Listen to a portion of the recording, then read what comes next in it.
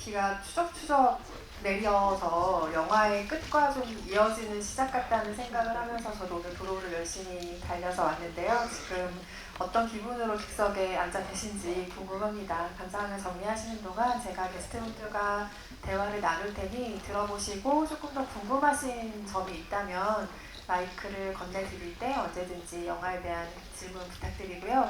오늘 오신 관객 여러분께 인사 먼저 부탁드리겠습니다. 네, 안녕하세요. 보통의 가족을 이렇게 하신호 감독님과 아주 오랜만에 이렇게 극장에서 시구이를 함께하게 된 정우성입니다. 반갑습니다. 네, 안녕하세요. 저는 보통의 가족을 감독한 허준호입니다. 오늘 우리 정우성 배우님과 이렇게 나란히 앉으니까 뭔가 좀 어색합니다. 전에 호구 시절이라는 영화를 같이 작업했거든요. 중국 그 청도라는 지방에서 찍었었는데 그때가 생각이 나네요. 이 사람. 하여튼 영화 재밌게 보셨는지 궁금하고요. 궁금하신 거나 혹은 뭐 그런 질문들 많이 해주십시오. 감사합니다. 정우성 배우님 오늘 객석에서 보통의 가족 다시 한번 보신 것으로 알고 있거든요. 극장 문을 열고 나오면서 크게 한숨을 쉬시면서 나오셨는데 전반적으로 어떻게 영화 보셨는지, 그리고 영화를 본 직후의 소감과 이게 또 조금 지났을 때 소감이 뭐가 좀 달라질 만한 영화일까 이런 생각도 드는데, 지금 마음에 가장 강하게 남는 이 영화의 질문은 또 무엇인지 전반적으로 좀 궁금합니다. 제 허진호 감독님 영화들을 쭉 이렇게 돌이켜 보면은 이렇게 관계를 그리는 거죠. 근데 그게 좀 모든 영화는 관계를 그린다고 하지만 사실은 이렇게 굉장히 그 어떤 관계를 밀착해서 하지만 이렇게 관조적인 거리감을 유지하면서 이렇게 늘 보여주셨던 것 같아요. 근데 지금은 이제 이 보통의 가족을 보고 나서는 그 관계에 속해 있는 인간의 심리를 이렇게 관조적이지 않게 어떻게 해서 이렇게 나중에 그 재규가 거의 자기 분야적으로 이렇게 자기 아들을 보호하기 위한 아버지 변신하는 모습에서는 일면 이해는 가지만 저게 인간인가? 인간의 심리가 갖고 있는 이중성인가? 이런 것들을 또 고찰할 수밖에 없는, 생각해 볼 수밖에 없는 그런 고민을 주는 영화인 것 같은데, 어떻게 이렇게 허진호라는 감독님이 마치 수채화를 멀리서 이렇게 바라보고 늘 멀리서 그리시던 분이 인간의 내면으로 이렇게 깊숙이 들어와서 이 심리를 이렇게 묘사하게 됐는지도 굉장히 흥미로운 지점일 것 같아요. 네.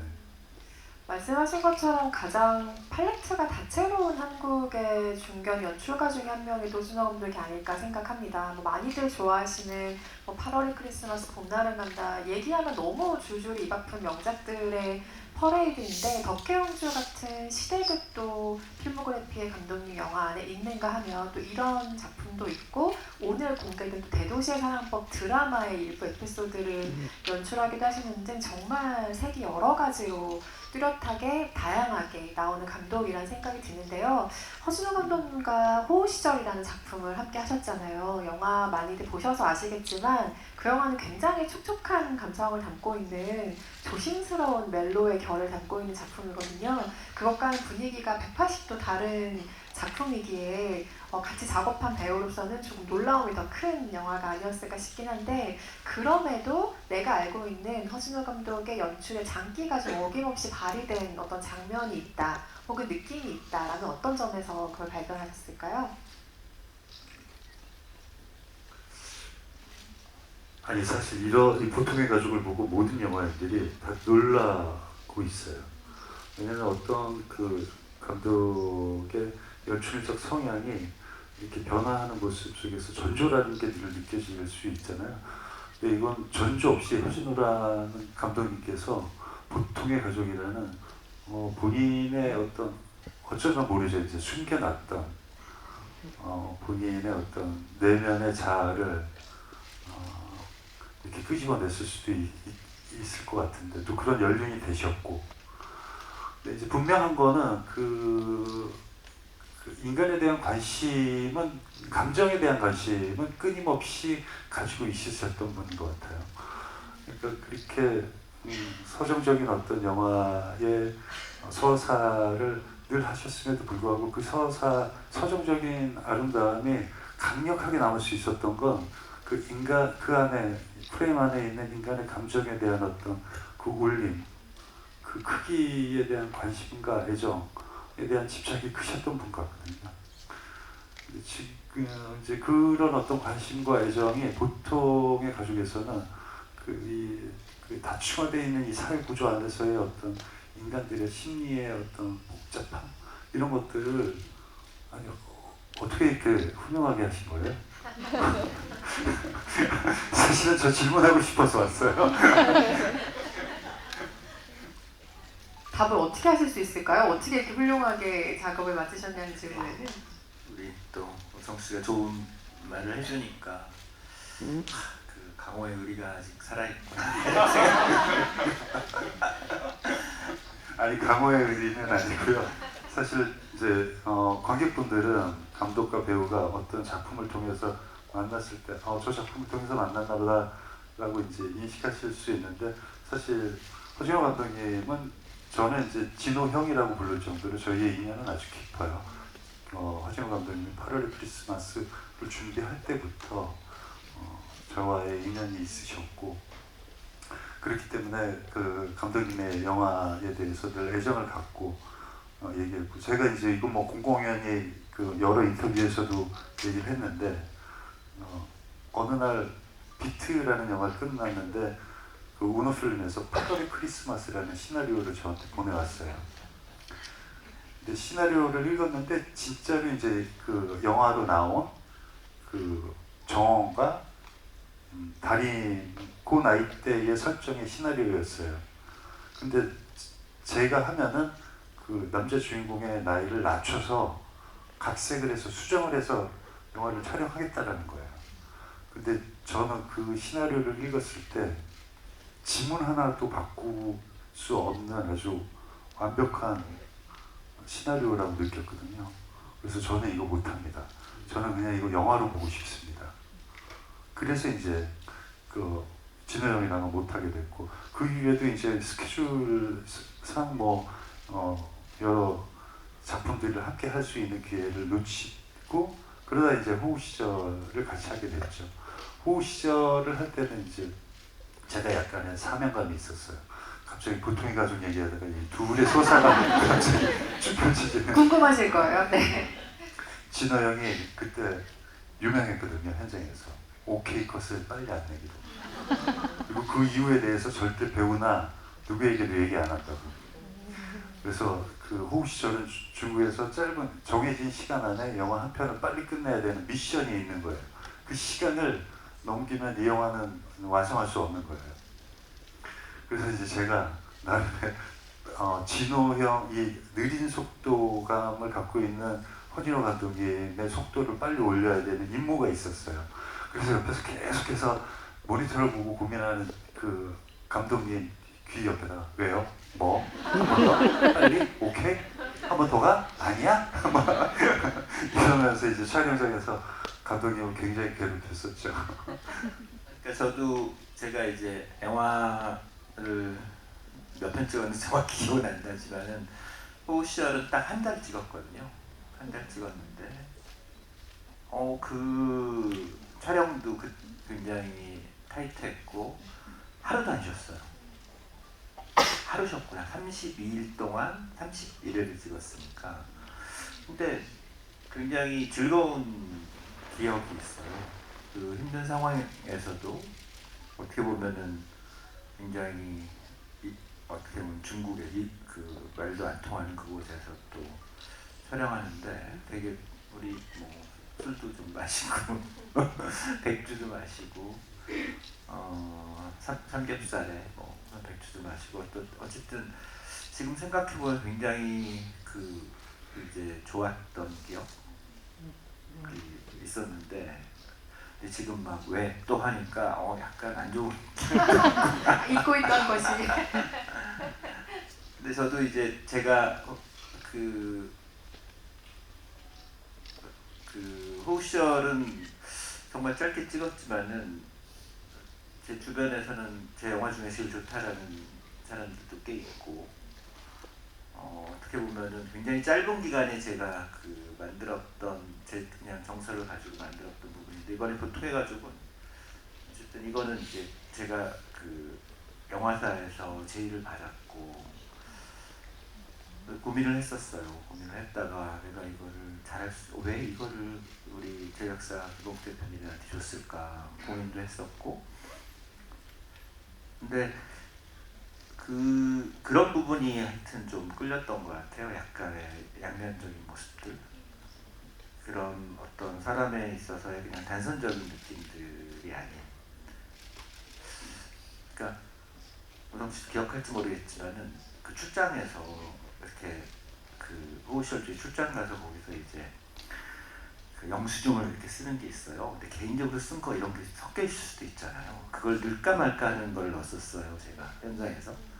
근데 이제 정우성이라는 배우가 거기 출장 가서 그 돈을 갖다가 어떻게 이쪽으로 넣어야 될까 이런 고민들을 한다는 게 되게 재밌었던 것 같아요. 그런 식으로 그러니까 사람이 우리가 그냥 보는 거와 다르게 내면에서 봤을 때는 여러 모습들이 있다.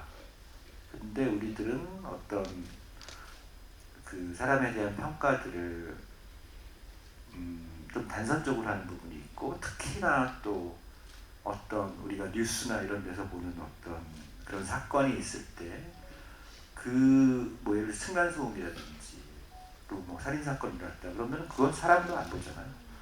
그 사람 내면에 또 뭐가 있을까라고 생각했을 때 이야기는 흥미로울 수도 있겠다라는 생각에서 이제 용기를 내서 하게 됐죠. 첨언하실 내용이 있나요? 마이크를 드셨길래. 그 보통의 가족을 보면은 그렇게 이제 인간은 누구나 어떤 그 이중적 모습이 있을 수 있죠. 근데 이제 그 인간이 가지고 있는 어떤 그런 모습과 함께 이 사회 안에서의 이 관계 형성되어 있는 관계 안에서 우리가 쓰고 있는 언어에 대한 어떤 가치의 몰락 뭐 이런 것들이 굉장히 아주 날카롭게 서 있는 것 같아요. 관심과 소통. 그러니까 그 재환과 그 혜윤이 밥을 먹을 때 식탁에서는 한마디도 안 해요. 서로의 이제 볼 일을 보고 있고 그래서 이제 재규 집으로 넘어왔을 때도 똑같아요. 그리고 이제 재규가 그 아들의 그 차 안에서 이제 아들의 의사를 묻잖아요. 너 아빠 병원에서 그거 할 거야? 그런데 아빠는 어떻게 생각해? 난 안 했으면 좋겠어. 사실은 그 굉장히 그 재규의 어떤 원칙적인 이야기를 하는 것 같지만 재규 스스로를 위한 결정을 아이에게 그냥 강요하는 거잖아요. 거기에는 어떤 관심과 소통이 없잖아요. 그냥 상황에 있어서의 선택. 그게 누구의 입장에서 이루어졌다. 이런 모습들을 보면서 그러면 그 아이들은 지금 온전한 교육을 받고 있는 건가? 그 아이들은 어떤 그 부모와의 관계, 사회와의 관계 속에서 지금 이 시대가 무엇을 그들에게 강요를 하고 있길래 혜윤은 뭔가를 계속해서 획득만 하려고 하잖아요. 갑자기 합격했으니까 지금 자기의 잘못을 모든 것은 그 외면한 채로. 그리고 피해자에 대해서 아이들이 절대 얘기 안 해요. 자기의 감정의 아픔만 얘기해요. 시우가 아빠한테 처음으로 눈물을 흘리면서 정말 자기의 양심적 고백을 하나 싶은데 자기의 고통을 그때서야 이제 아빠한테 처음 얘기하지 피해자에 대한 얘기와 공감은 없어요. 그러니까 이게 인간 내면에 있어서의 어떤 심리적인 어떤 분열에 대한 이야기도 담고 있지만 이 사회가 과연 이 인간들의 심리를 어떻게 분열시키는지에 대해서 어떻게 성장시키는지에 대해서 아주 깊게 다룬 영화가 아닌가 싶어서 저는 보통의 가족 이렇게 아주 훌륭합니다. 감독님 축하드립니다. 말씀하시는 걸 들으면서는 네, 수현 배우가 연기한 지수의 대사가 문득 떠오르기도 하네요. 애들한테 물어보지 않아도 돼? 아이들 문제인데 지금 다 빼고 어른들만 이야기하고 있잖아 라는 말을 하기도 하죠. 그러니까 지수 캐릭터만 이게 누구에겐 누구의 가족인 듯 모두의 가족이 아닌 사람으로 거리가 있어요. 그러니까 이 관계 안에서의 거리가 얼마나 객관적이고 투명한 판단을 내릴 수 있는 위치에 서는지를 보여줄 수 있는 캐릭터인 것 같아요. 그걸 의도하신 것인가요? 그러니까 그 모든 그 등장 인물들에 있어서의 좀 변화가 있었으면 좋겠다는 생각을 했고, 지수라는 인물도 어떻게 보면은 거의 뭐 20살 차이가 나는 남편과 살면서 떡집 아가씨 출신이라는 떡집 사장님 출신이고 떡 배달하다가 만났다라는 설정을 들어갔고, 이렇게 봤을 때는 약간 뭐랄까, 이렇게 돈을 보고 결혼한 건가? 그냥 우리가 그냥 그렇게 우리가 선입견으로 바로 받아들일 수 있잖아요. 근데 그런 인물이 알고 보면은 제일 정상적인 인물이었고, 그 인물이 얘기하는 얘기가 가장 어떻게 보면은 정말로 이 가족에서 객관적으로 정말 거리를 두고 볼 수 있는 인물로 또 나중에 긍정적 인물을 만든다는 거가 좀 재밌는 부분도 있었던 것 같아요.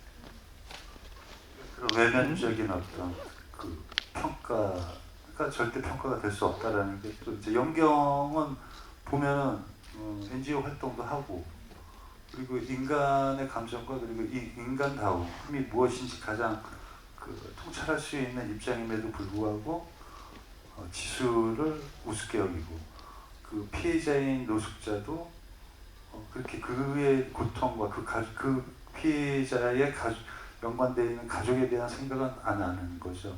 어떻게 보면 이 사회가 그런 어떤 형태적인 평가에 머물러 있지, 그 내면 속에 그 일을 하고 있는 그 사람의 어떤 서사와, 그러니까 맥락이 상실되는 사회 속에서의 소리의 평가들만 이루어지고 있으니까, 그러니까 그냥 그런 멋스러움, 보기 좋은 그런 스러움만을 추구하고 있는, 그러니까 위선적인 모습인 거죠.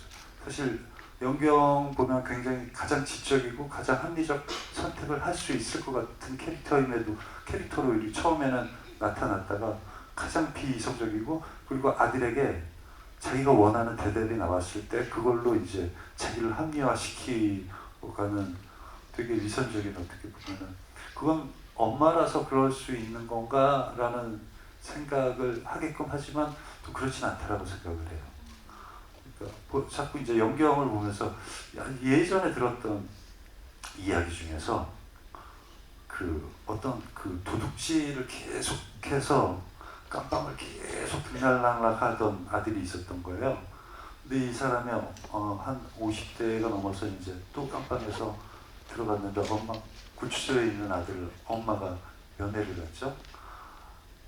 근데 이제 예전 얘기라서 이제 그 중간에 조금 이렇게 원초적인 얘기가 있는데 그건 잘라내고, 그 아들이 결국엔 엄마를 원망을 하는 게 엄마 때문이라고.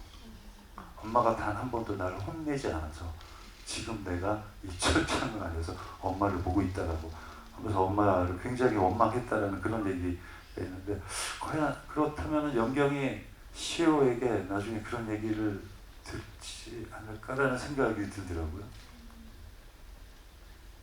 저도 이 보통의 가족을 또 하나 선택한 이유 중에 하나는 이 사회, 제가 이제 그 전에서는 영화들에서 어떤 사회 문제를 어떻게 보면 의도적으로 그거를 집어넣지 않았던 부분도 있었던 것 같아요. 근데 이제 저도 이제 나이가 들면서 혹은 아이가 생기면서 이 사회가 지금 뭔가 좀 이상한 것 같다는 생각이 든 거죠. 교육 문제가 너무나 심각한 것 같고, 그렇다고 제가 어떤 해결책은 없고, 지금 우성 씨가 말한 대로 그러니까 결국은 아이들의 행복과 미래에 대한 행복인데, 어떤 것이 이 아이들에게 행복을 주고 미래에 행복을 줄 수 있는지. 보통의 가족에서도 재환이라는 인물은 아이의 행복과 미래를 위해서는 신고를 해야 된다는 것과, 또 이쪽 재규와 그 연경 입장에서는 아이 행복을 위해서는 절대 신고하면 안 된다는 이런 입장이 부딪히는 부분이 있는 것 같거든요. 그런 부분들이, 그러니까 제가 어떤 답을 내리려고 했던 건 아니에요. 어떤 게 좋고 나쁜 건 아니고, 또 어떻게 보면은 이들의, 우리가 주인공이 지금 어떻게 보면 의사와 어떻게 보면 검사 출신의 변호사라고 설정을 했었는데 나오진 않지만 굉장히 사회에서 상류층이라고 하는 인물들인데, 이 인물들을 다루면서 어쨌든 이제 감독들이 그런 상류층을 다룰 때는 비판적 시각이 들어갈 수밖에 없고, 따뜻함이, 온도가 차가워질 수밖에 없고, 그런 부분에 있어서 정말 저도 이제 이 사회에 대해서 뭔가 고민이 생겼고, 뭔가 얘기를 해야 되지 않을까, 도대체가 왜 이렇게 엉망일까 그런 고민들은 좀 있었던 것 같아요. 특정 계층에 의해서 사회가 엉망이 된다고 생각하진 않아요. 그 사회의 그 시대 철학, 시대 정신 이런 것들이 이제 중요하긴 한데, 그게 어떤 특정 계층에 의해서 형성이 될 수도 있지만, 지금 이 시대에는 어떤 특정 계층이 그 시대 정신을 강요할 수 없거든요. 워낙 많은 정보들을 공유하고 있기 때문에. 그렇다면 이제 그 시대 정신이라는 게 어떻게 형성이 돼야 되는지에 대해서 이제 그 다들 고민을 해야 되지 않을까라는 또 문제 의식을 또 보통의 가족에서 은근 제시하고 있는 것 같고, 솔직히 이 시대는 제가 볼 때는 이제 그 시대 정신의 부재 상태인 거죠.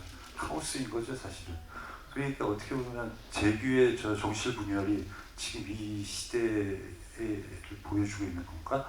라는 생각이 들더라고요, 저는.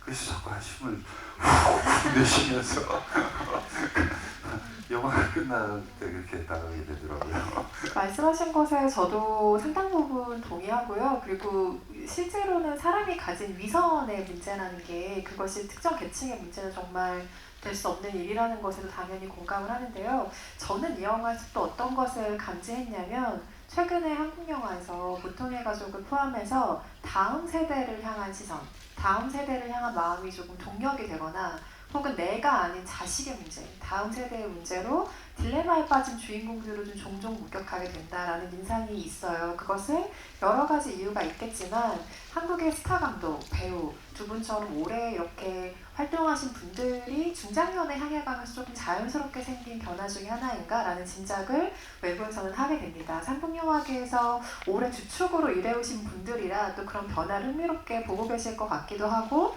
예전에는 조금 멀게 느껴졌던 그런 게 나의 문제로서 영화로의 작업으로 풀어내지기도 하는 것 같은데, 실제로 실감나시는 부분인지 두 분께 한번 여쭤보고도 싶었어요.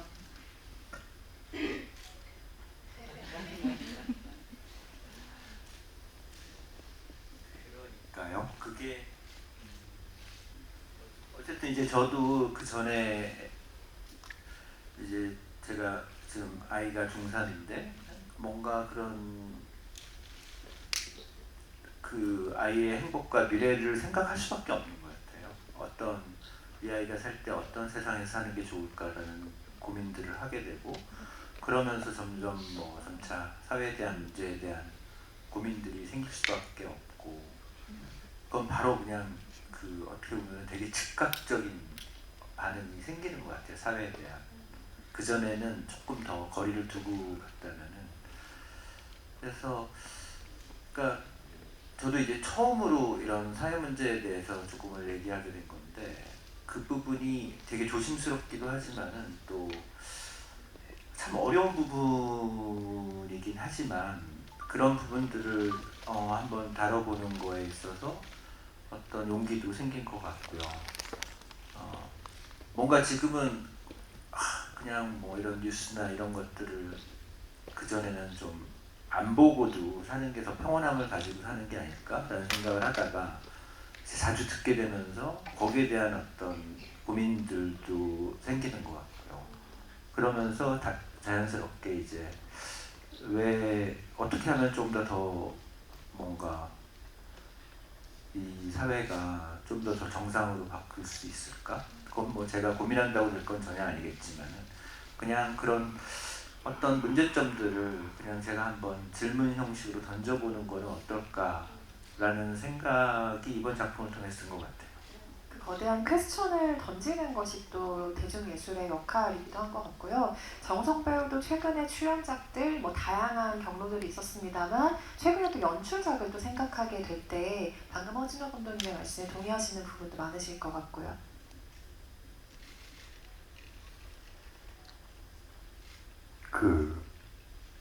다음 진호 형 말씀 듣다가 원래 질문하셨던 네. 질문 그게 네, 그렇죠. 조금 그 한국 영화계 오래 계셨던 네. 감독님과 배우들의 어떤 영화적인 성향과 관심이라고 해야 될까요? 이런 것들이 조금 자연스럽게 다음 세대를 향한 무언가, 그 세대를 통한 나의 딜레마 이런 곳으로 가고 있는.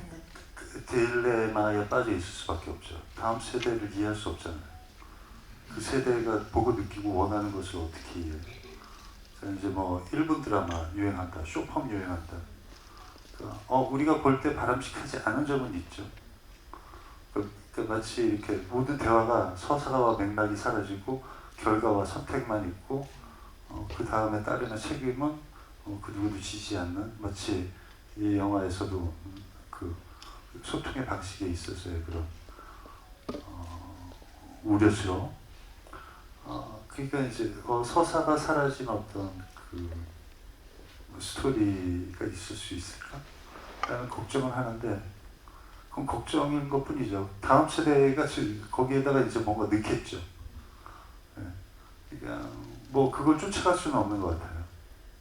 그냥 이제는 그 장르의 다양성이 존중되는 것 같아요. 사실 그 레트로 해가지고 우리 젊은 층이 예전 90년대 영화들 막 소환해가지고 또 SNS에서 막 또 유행도 시켰잖아요. 우리는 갑자기 왜? 이렇게 되잖아요. 또 좋잖아요. 그리고 어떤 영화를 선택하는데 우려했는데 갑자기 그 어떤 영화에 열광해주고. 그러니까 답을 찾을 수는 없어요. 어떤 심리적 자극이 있었겠죠. 그 자극이 정확한 무엇인가를 원한다라고 얘기할 수도 없고 그거를 따라가서 영화를 만들 수도 없고요. 그냥 우리 시대, 뭐 진호 형은 진호 형 세대, 저는 제 세대에 추구했던 어떤 그런 것들을 좀 더 깊이 있고 완성도 있게 완성해 나가면서 다양한 장르 속에 끝까지 존재하게끔만 하면은 되는 거라고 생각해요. 네. 그 어른으로서의 시선 중에 하나가 저는 영화에서 강렬하게 느껴졌던 것이 혜윤과 시호를 바라보는 영화의 시선이었는데요. 이 아이들의 나이대를 보면 당연히 명확한 가치 판단도 할 수 있고 자기들이 하고 있는 게 범죄라는 그 유무를 구분할 수가 있는 나이지만 한편으로는 극중 어른들의 표현처럼 애들이잖아. 그러니까 애들이기도 한 세대인 거죠. 용서할 수 없는 행동을 한 것은 분명하지만 영화 자체가 이 두 아이들을 괴물이나 악마처럼은 그리고 싶어하지 않는 것 같다라는 인상을 좀 받기도 했어요. 관련해서 들려주실 연출의 이야기가 있는지도 궁금합니다. 그게 찍으면서 좀 고민이 됐던 부분이 있는 게 이제 아이들이 너무 나쁘게 그려지지 않나? 라는 고민을 했어요. 아이들의 조금 다른 모습을 어떻게 보면 들 수 있을까도 고민을 했었고 당연히 이제 이 서사에 있어서 아이들의 모습들이 그것을 설명해 줄 수는 없는 부분이 익스큐즈를 줄 수는 없었던 것 같고 그러면서 이제 좀 더 클로즈업을 통해서 아이들의 느낌, 아이들의 모습들이 조금은 이제 좀 나쁘게 그려진 거죠. 분명히 고민은 했던 부분인데 어떤 그런 생각은 했던 것 같아요. 이 아이들을 그냥 뭐 어떻게 보면은 좀 뻔한 얘기도 같지만은 아이들을 만든 건 부모가 아닐까, 아이들이 닮아 있지 않을까 그런 면을 보여주는 거에 있어서 좀 뭐랄까, 그러니까 이렇게 좀 생략돼서 그려줘도 괜찮지 않을까라는 생각을 했었는데 그거는 이제 좀 보면서 조금 걸렸던 부분이에요. 계속 저도 그렇다고 그 부분을 어떤 아이들의 또 어떤 서사를 넣어서 가져가기에는 이 영화가 너무 비대해지는 부분도 있는 것 같고 그런 고민들이 있었어요. 저는 처음 봤을 때 이렇게 다음 세대에 대한 어떤 규정진이 너무 단, 단선적인 거 아닌가? 그런 우려의 목소리들을 좀 많이 받지 않을까라는 걱정을 했는데 두 번째 보니까 아이들이 이 사회에 너무 그 폭력이 사실은 엔터테인먼트가 돼 있잖아요. 그 모든 미디어화돼 있고 게임화돼 있잖아요. 전쟁도 뭐 뉴스에서 볼 수 있고. 그러니까 폭력의 실질적인 자기네 본인들도 계속해서 폭력에 노출된 피해자인 거죠. 그 굉장히 보기 힘든 장면들을 보면서 자기 모르게 무뎌지는 거죠. 폭력에 있어 그 폭력성의 무뎌짐이 결국 아이들을 희생시키는 거라고 생각이 들거든요. 갑자기 집에 날아든 그 무당벌레 도시에서 보기도 힘든데 그 무당벌레를 눌러 죽여요. 그러니까 자연과 이미 아이들은 분리돼 있어요. 자연의 생명의 존중과 가치에 대해서 무뎌진 아이들인 거죠. 그건 사회가 만든 거죠. 분리시켜 놓은 거죠, 아이들은.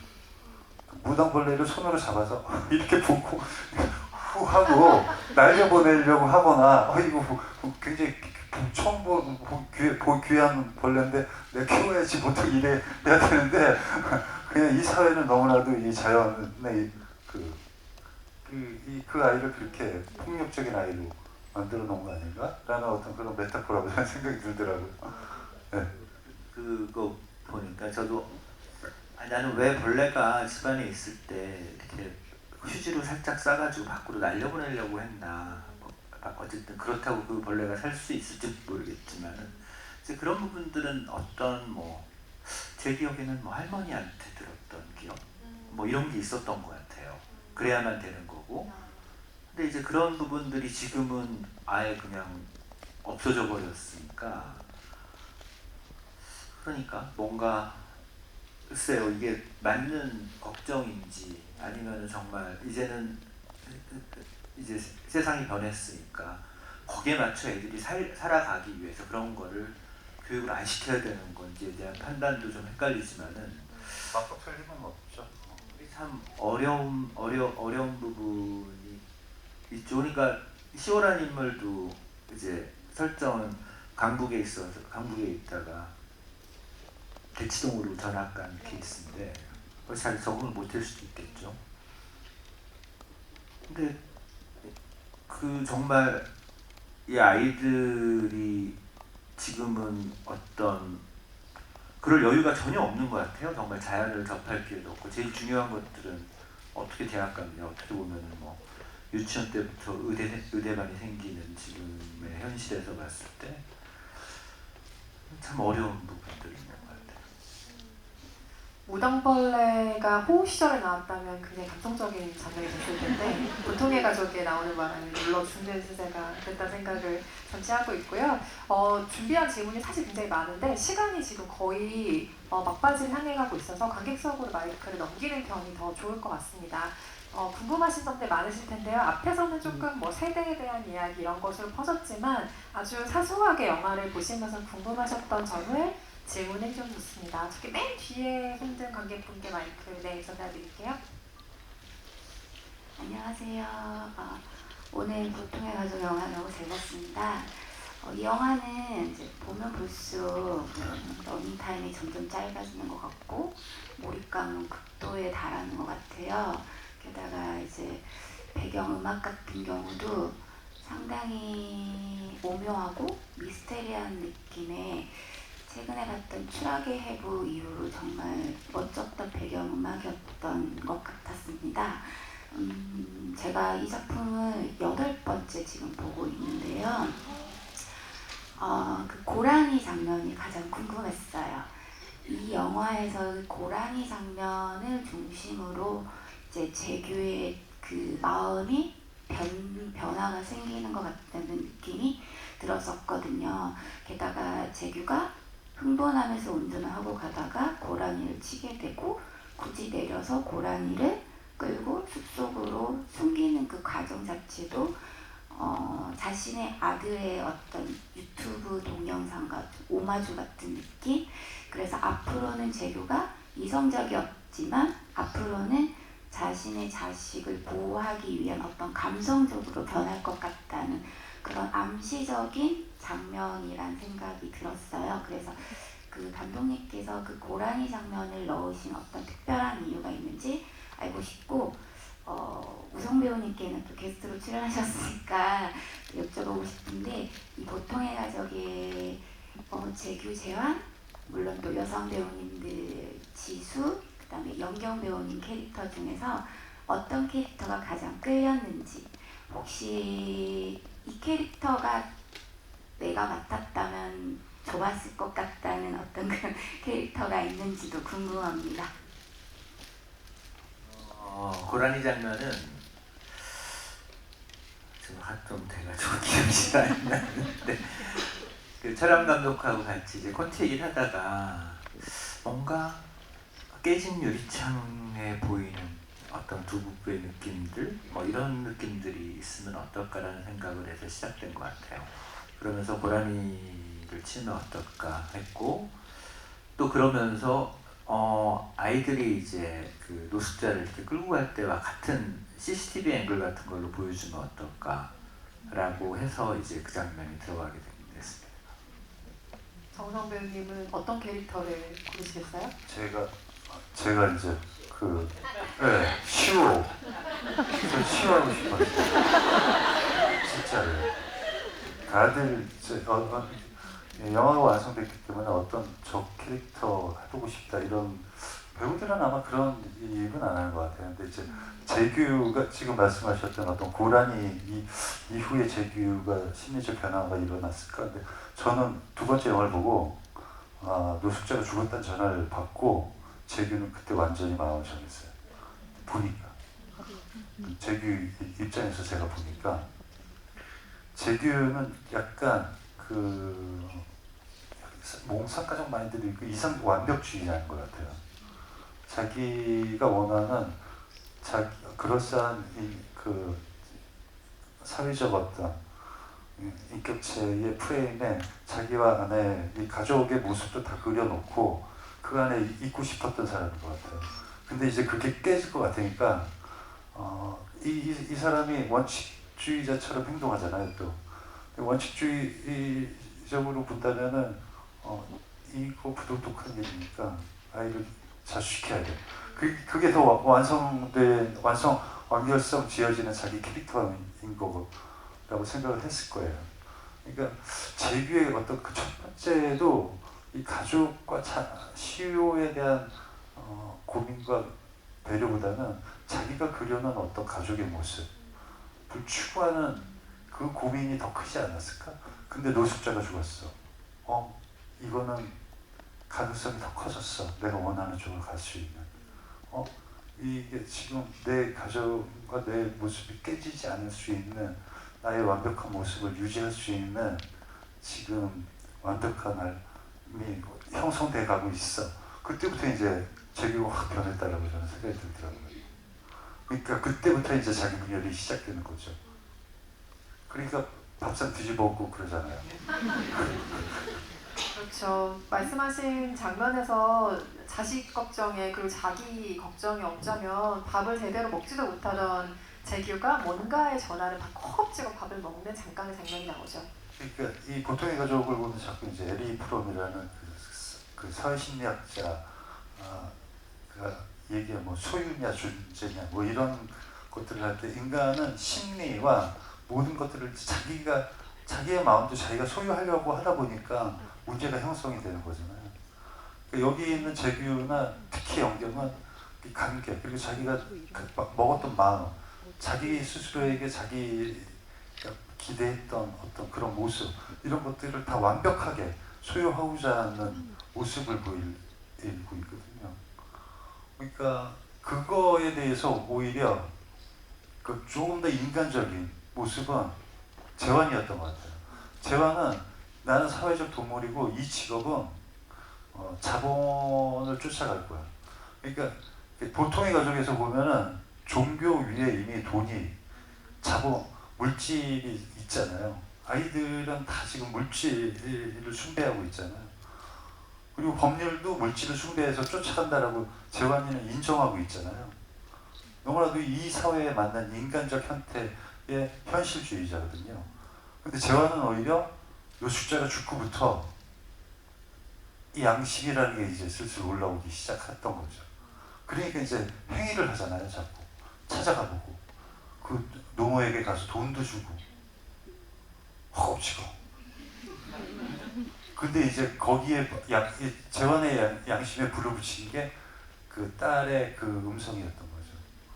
그러니까 소리가 감지됐어요가 양심이 감지됐어요죠, 재환에게는. 네. 지금 우성 씨 해석이 이 음악을 만든 이 영화 음악 작곡가가 조성우 음악 감독이 네. 저랑 호흡시절 빼놓고 다 했거든요. 근데 철학 박사예요. 근데 이 그래서 영화를 음악이 안 좋더라고요. 이 영화를 해석하는데 지금 우성 씨랑 똑같은 해석을 했어요. 그거를 약간의 그러니까 어떤 해석에 있어서 그러니까 너무 재규와 재환에 대한 이런 해석이 너무나 유사해서 깜짝 놀랐네. 마침 재규 이야기를 하고 있는 와중에 재규가 오셨습니다. 장동건 배우님 깜짝 게스트로 오십니다. 박수 부탁드립니다.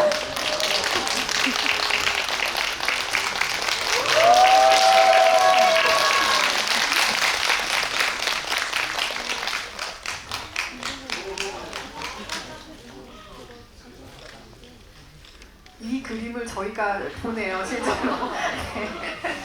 네. 지금 저희가 재규에 대한 아주 열띤 토론을 하고 있었는데 밖에서 좀 들으셨죠? 네. 네. 사실 제가 오늘 스케줄상 못 오는 스케줄이었는데 혹시라도 제 욕할까봐 불안해서 그래서 빨리 달려왔습니다. 도건 씨 욕은 안 하고 재규 욕을 하고 있었어. 안녕하세요. 반갑습니다. 장동건입니다. 좋은 얘기 많이 나누셨나요? 저는 아까 10분 전에 와가지고 네. 얘기하는 걸 듣고 있었는데 지금 거의 사회학적 토론의 아. 자리로 오늘 가고 있었습니다. 네, 조금 굉장한 급하게 자리였어요. 많이 갔군요. 네.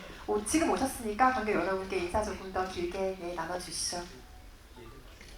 네, 거의 마무리 네. 중이고요. 관객 질문 받고 있었습니다.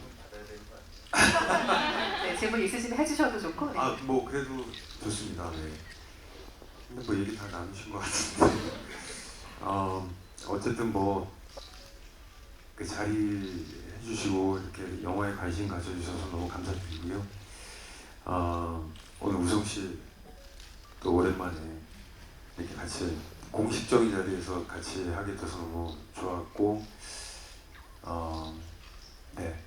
어쨌든 이 영화 많이 응원해 주시고, 그런 얘기 이미 나오셨을 수도 있는데, 요즘 한국 영화의 어떤 다양성 이런 것들이 막 화두로 나오고 있는데, 제가 출연해서가 아니라 이 영화가 그냥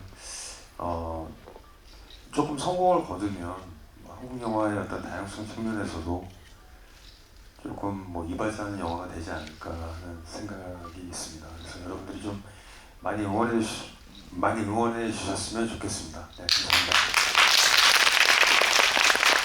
저는 지금 속으로 내가 감독이면 진짜 좋겠다. 그러니까 일정이 있음에도 불구하고 이렇게 뛰어온다는 건 사실 영화에 대한 애정이 없으면 어려운 일이죠. 그리고 오랜 인연이시긴 하지만 출연하지 않은 영화를 응원하기 위해 한 걸음을 달려오는 마음도 굉장히 큰 마음이기도 합니다. 그래서 이 두 분을 지금 양 옆에 두고 계신 감독님이 얼마나 뿌듯하실까 하는 생각을 지금 해보고 있고요. 관객석의 질문을 또 받아볼까요? 저 가운데 손 번쩍 드신 관객분께 질문드립니다. 네, 맞습니다. 손 들어주시면 마이크 전달드릴게요. 네.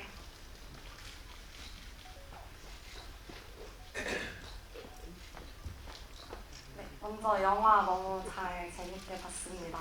마침 장동건 배우님 오셔서 질문을 드리고 싶은데 영화에서 제가 얼핏 들은 대사이긴 한데 재규가 시호를 엄청 몰아붙이는 장면에서 정말 네가 그런 거 맞아? 라는 질문에서 그 모든 소란을 뒤에서 어머니가 보고 있었고 어머니가 뭔가 말씀을 하셨는데 저는 그 단어가 여보로 들렸거든요. 그래서 지금 치매, 알츠하이머를 앓고 계시니까 또 잠깐 그렇게 착각을 하셨나 싶었고 거기서 드는 생각이 그렇다면 혹시 두 형제가 자라온 가정 환경은 어땠을까라는 생각을 하게 됐어요. 그리고 공교롭게도 얼마 전에 기사를 보게 됐는데 전쟁을 겪은 세대의 트라우마가 3대를 간다는 이야기가 있더라고요. 그러면 재규와 두 형제의 어머니 세대는 뭐 격변의 시기를 겪었을 거고 그 사이에서 형제로 다시 그 두 아이들로 내려오는 어떤 트라우마 비슷한 것이 있지 않았을까? 그래서 감독님께도 배우님께도 연기를 하는 입장에서 또 캐릭터를 만들어가는 과정에서 여기 영화에서 나오지 않은 두 형제의 부모 세대 혹시 상상을 하신 게 있는지 구상해 주신 게 있는지 여쭤보고 싶었습니다.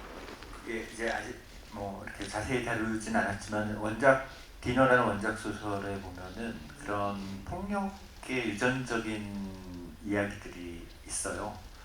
그래서 이제 그런 것들을 가지고 왔고 지금 말씀하신 것 같이 아마도 이것이 조금은 그런 그러니까 이게 이어지는 느낌들 꼭 유전적이지 않더라도 아까 지금 말씀하셨던 것 같은 그런 느낌들을 주려고 했는데 생각보다 많은 어떤 관객분들이 그 부분에 대해서 이 재규 얘가 좀 위험한 애구나 라고 그 대사에서 인지를 하셨던 것 같더라고요. 어렸을 때부터 뭔가 보여준 사람이로구나 이런 식으로. 그러니까 그 장면 같은 경우는 이제 그 치매에 걸리신 노모가 그러니까 그거조차도 약간 교차되는 느낌인데 그 재규는 자기가 올바른 선택을 하면서 살아온다고 믿었고 그걸 되게 중요시하는 사람이었는데 어떤 자기의 가치관에 따른 선택이 안 되는 순간 그 자식의 그 사고를 알게 된 순간 처음 아들을 만나서 하는 행위가 몰아붙이는 거였고 그 다음에 손찌검을 하잖아요. 손찌검을 했는데 치매에 걸린 어머니가 와서 여보라고 하는 게 저는 그때 그게 어떤 그 순간에 그러니까 그 치매 노모는 남편한테 폭력을 당했던 엄마였던 것 같아요. 그래서 그 순간에 자기 남편이 아들한테 보였던 거고 그리고 나서 조금 정신을 차리면서 저놈이 저렇게 순해 보여도 지독한 놈이야. 이게 결국은 어떤 그런 감독님 말씀하신 것처럼 어떤 그리고 질문하신 분처럼 뭐 산재를 간다 이런 게 폭력의 어떤 그 임팩트가 유전자에 남아 있는 그리고 재규는 가만히 보면 처음에 그렇게 아들을 그때 손찌검을 하고 그 다음에 자기가 마음을 바꿔먹은 다음에 마지막 디너 장면에서 형한테 피해자와의 딜을 하죠. 그것도 자기 신념에 위배되는 딜을 했어요. 그리고 그게 먹히지 않으니까 형한테 욕을 해요. 그리고 그것도 먹히지 않으니까 마지막에 그런 극단적인 선택을 하게 되는 건데 저는 그게 약간 그 그 타고난 본성이 그런 사람이었을 거라고 생각을 하고 연기를 했어요. 네, 네, 그랬습니다. 네, 질문과 답변 감사합니다. 제가 지금 해야 하는 말이 오늘 제가 한 말 중에 가장 무서운 말일 텐데요. 시간이 다 됐습니다. 정말 충격적인 사실인데요. 그래서 끝인사를 한 말씩 들어보고 자리를 마무리해야 하게 됐습니다. 영화가 워낙 담고 있는 함의도 많고 이야기 될 것들이 많기에 이게 뭐 공개 토론회로 가도 정말 할 말이 많은 영화라는 사실에 다들 동의하셨을 것 같고요. 8번 보신 분도 오늘 오셨는데 여러 번 같이 주변 분들과 같이 보시면서 이야기 나눠주시면 더 풍성하게 영화에 대한 인상들 가져가실 수 있을 거라 생각됩니다. 끝인사 한 말씀씩 전해주시죠. 네. 네, 이렇게 또 좋은 영화로 이렇게 GV를 함께 할 수 있게 돼서 너무 기쁘고요. 8번 보신 분, 주변에 애착 관람하신 분들과 함께 영화에 대한 어떤 토론의 방도 뭐 온라인상에서 만들어서 영화에 대한 어떤 이야기 나누시면 더 재밌는 영화가 되지 않을까라는 생각이 들고요. 아직 영화 한참 상영 중이니까 주변에 좋은 입소문 많이 부탁드릴게요. 감사합니다.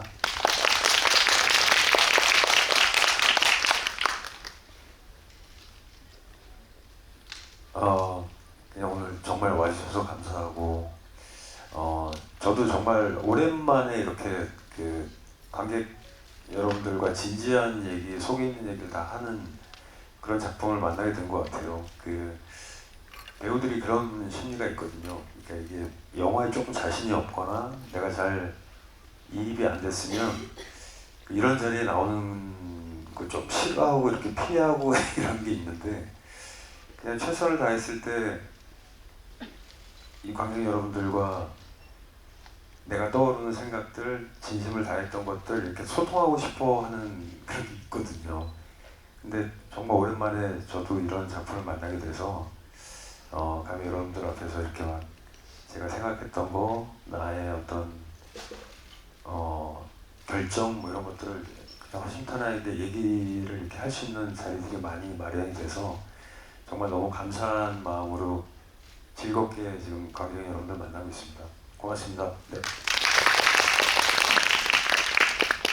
네. 다시 한번 이렇게 보통의 가족을 선택해 주셔서 늦은 밤까지 이렇게 여러분들하고 같이 만나게 돼서 너무나 기쁘고요. 그리고 무엇보다 또 우리 우성아 너무 고맙다. 네, 여러분들 영화 재밌게 보셨으면 주변에 좋은 소문 내주시고요. 이 영화가 조금 더 상영될 수 있도록, 오랫동안 상영될 수 있도록 도와주십시오. 감사합니다. 감사하고 소문을 크게 큰 박수 부탁드립니다. 감사합니다.